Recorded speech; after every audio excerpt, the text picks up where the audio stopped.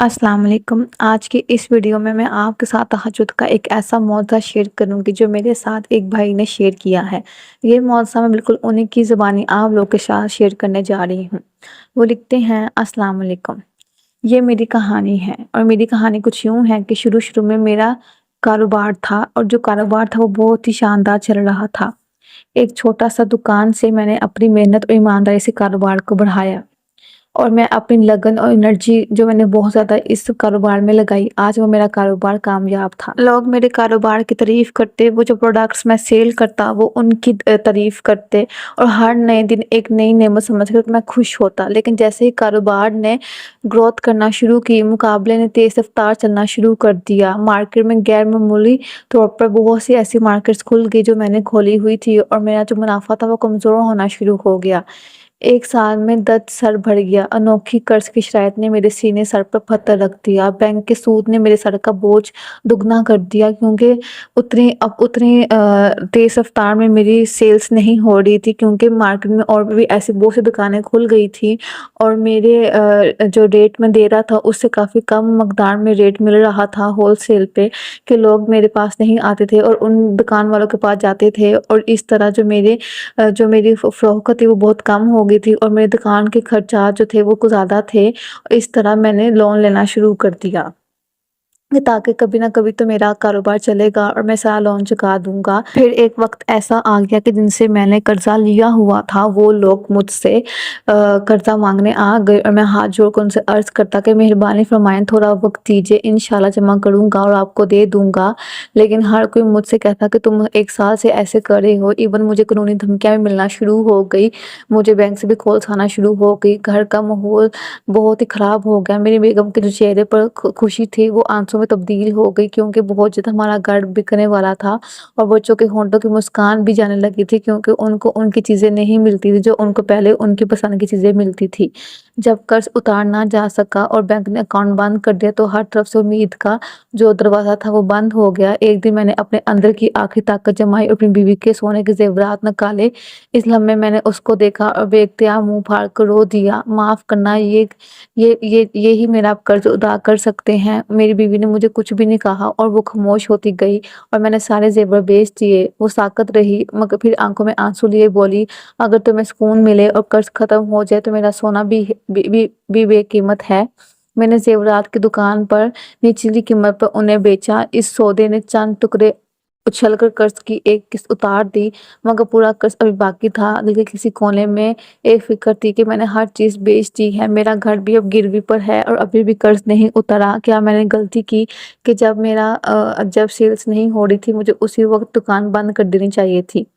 ایک رات گھر کے اوندے سین میں بے بسی سے چل رہا تھا، پھر میں نے اپنے ایک دوست کو کال کی اور اس کو اپنا سارا معاملہ بتایا۔ اس نے اور میرا جو دوست تھا وہ امریکہ رہتا تھا اور اس وقت وہاں صبح تھی یہاں پہ رات تھی۔ اس نے کہا کہ تمہاری طرف تو ابھی تہجد کا وقت ہے، تم ایسا کرو کہ مجھ سے بات نہ کرو، تم اللہ تعالیٰ سے جا کے اپنا سارا دکھ درد بیان کرو کیونکہ اللہ تعالیٰ ہی تمہیں اب اس سچویشن سے نکال سکتا ہے۔ پھر میں نے اس کی بات پہ عمل نہیں کیا۔ میں نے کہا یہ کیا بات ہوئی، میں یہاں قرضوں میں ڈوبا ہوا ہوں، تم مجھے تہجد پڑھنے کا مشورہ دے رہے ہو۔ مہینہ اس طرح ہی گزر گیا۔ پھر میں نے ایک دن سوچا کیوں نہ کہ میں تہجد، جو میرا دوست مجھے اتنا ایمفسائز کر رہا ہے، میں تہجد ہی پڑھوں، کیا ہو کہ میں واقعی ہی میرے ساتھ کوئی معجزہ ہو جائے۔ پھر میں نے ایک دن 3:30 بجے کا الارم لگایا، سردیوں کی راتیں تھی، میں نے اس میں اٹھا، وضو کیا اور تہجد پڑھی اور دعا کی کہ یا اللہ تو جانتا ہے میری حالت، میری محنت، میری رسوائی، مجھے قرض سے آزاد کر دے اور میرے گھر کا سکون عطا فرما۔ پہلے سال میں دن رات ایک جیسے لگا دیے، آنکھوں کے نیچے سیاہ دائرے بن گئے تھے، جسم تھکن سے ہلکا کمزور ہوتا چلا گیا، قرض، کیش، ہر چیز بڑھتی جا رہی تھی مگر تہجد کی خاموشی نے دل کو تھوڑی تسکین دی۔ ایک دن دکان پر اچانک میرے ایک پرانے خریدار نے رابطہ کیا اور ایک چھوٹا سا آرڈر دے دیا۔ یہ رقم قرض کی بنیادی قسط بھرنے کے لیے کافی نہ تھی مگر یہ اتنی تھی کہ تھوڑا سا قرض ادا ہو سکتا تھا۔ دوسرا سال آیا تو حوصلہ بڑھا، میں ہر رات تہجد کے بعد استغفار کرتا۔ قرض نے سخت رویہ نرم کرنا شروع کر دیا، جو گاہک تھے انہوں نے اپنا رویہ ٹھیک کرنا شروع کر دیا، کچھ نے سود معاف کیا، کچھ نے واپس کرنے کی مدت بڑھا دی۔ مجھے اندر سے خوشی ہوئی کہ میری دعا میں جان آ رہی ہے، چاہے مجھے پیسہ نہیں مل رہا، لیکن جو قرض ہیں اس میں سے مجھے ٹائم ملتا جا رہا ہے اور میرے ساتھ وہ لوگ اچھا برتاؤ کر رہے ہیں۔ ساتھ ہی میری ایک جو کارپوریٹ کمپنی تھی اس میں سے مجھے ایک ملازمت کا دروازہ کھلا، جہاں سے مجھے تھوڑی اچھی سیلری مل رہی تھی۔ یہ کوئی لاکھ کے قریب تھی، اور اس کمپنی میں نے کام کرنا شروع کر دیا اور اس کی سیلری سے میں نے آدھا قرض اتارنے میں لگا دیا۔ تیسرا سال تہجد کے ساتھ یہ احساس لے کر آیا کہ اب شفا کا وقت قریب ہے۔ ایک رات تہجد کے دوران میں دل میں مچلتے ہوئے الفاظ کہ کل صبح کہ اللہ تعالیٰ جو میرا بزنس تھا وہ پورا ختم ہو چکا تھا اور میں اب جاب پر آ گیا ہوں، اور تو ہی ہے جو مجھے دوبارہ بزنس کی طرف لے کے جا سکتا ہے۔ اگلی صبح ایک میلہ تھا اور میں وہاں گیا، اور جو میرے پروڈکٹس تھے میں نے وہاں پہ سجائے۔ وہاں ایک سرمایہ کار نے مجھے دلچسپی ظاہر کی اور کہا کہ وہ میری پروڈکٹس بڑے پیمانے پہ مارکیٹ کرنا چاہتا ہے۔ اس نے 10 لاکھ روپے کی سرمایہ کاری کی پیشکش کی، جو میرے لیے ایک خواب سے کم نہ تھا۔ میں نے رو رو کر اللہ کا شکر ادا کیا اور دل میں اللہ تعالیٰ کا کہا، یا شکریہ اللہ، تیرے فضل کا یہ سواگت ہے۔ سرمایہ کاری سے میں نے اپنا چھوٹا سا یونٹ قائم کیا اور ذمہ داری ملازمین رکھے۔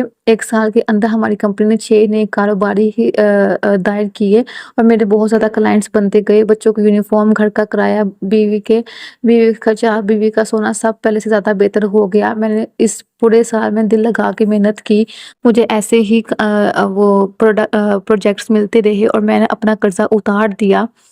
آج جب میں اپنی کمپنی کے دفتر کی کرسی پر بیٹھ کر نئے منصوبے بناتا ہوں تو میں دل میں تہجد کی پہلی رات کی سناٹے بری خاموشی کی گونج محسوس ہوتی ہے۔